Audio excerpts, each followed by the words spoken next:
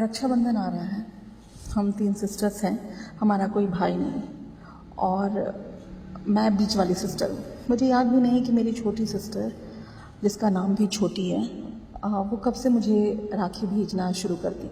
बस पता नहीं कब से, कुछ सालों से तो definitely as I can recall, because बचपन में हमने कभी इस तरह से रक्षाबंधन नहीं किया था जहाँ बहन बहन को राखी बांधती थी। केवल भाई को हम राखी बांधते थे।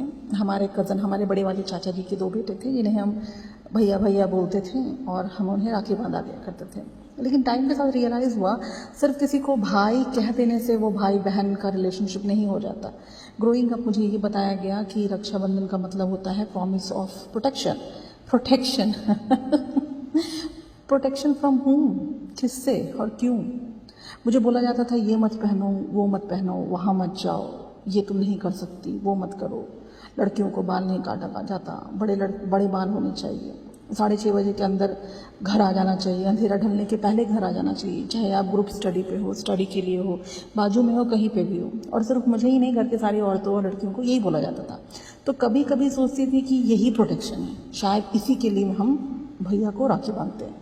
आज मेरी छोटी सी बहन जब मुझे राखी भेजती है तो मैं सोचती हूँ अब उसे क्या प्रोटेक्शन चाहिए और क्या वो खुद के लिए काफ़ी नहीं। उसने शायद रियलाइज़ हुआ she is always been enough. उसने मुझे लड़ते झगड़ते सर्वाइव करते संभलते बढ़ते सब देखा है और आज देखते देखते उसने भी ये सीख लिया और मैं बोलूँगी मेरे से बेहतर सीख लिया खुद के लिए स्टैंड करना। तो फिर ये राखी किस लिए? मैं उसकी तो भाई हूँ नहीं, but maybe Rakshabandhan was never about brothers. रक्षा सिर्फ फिजिकली प्रोटेक्शन नहीं होता।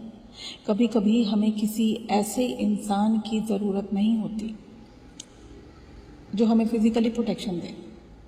कभी कभी हमें किसी ऐसे इंसान की ज़रूरत होती है जो हमें गिरने से, बल्कि गिरने के बाद टूटने से बचाए, जो सब साथ खड़ा हो।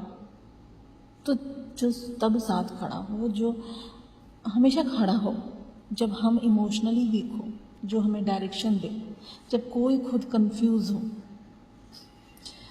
जब हम कंफ्यूज हो तो हमें उस कंफ्यूजन से बाहर निकालें, जो हमारे कॉन्फिडेंस याद दिलाए, जब हम खुद पर डाउट करने लगे। और may be that's why my sister is asking from me, that's what she is asking. Yes, not protection from the world, बस एक प्रॉमिस कि अगर कभी वो गिरे तो मैं उसके साथ रहूँगी। So as a sister, as a elder sister, I accept your rakhi बुआ। और मैं प्रॉमिस करती हूँ कि जब भी तुम्हें मेरी ज़रूरत होगी मैं तुम्हारे साथ रहूँगी।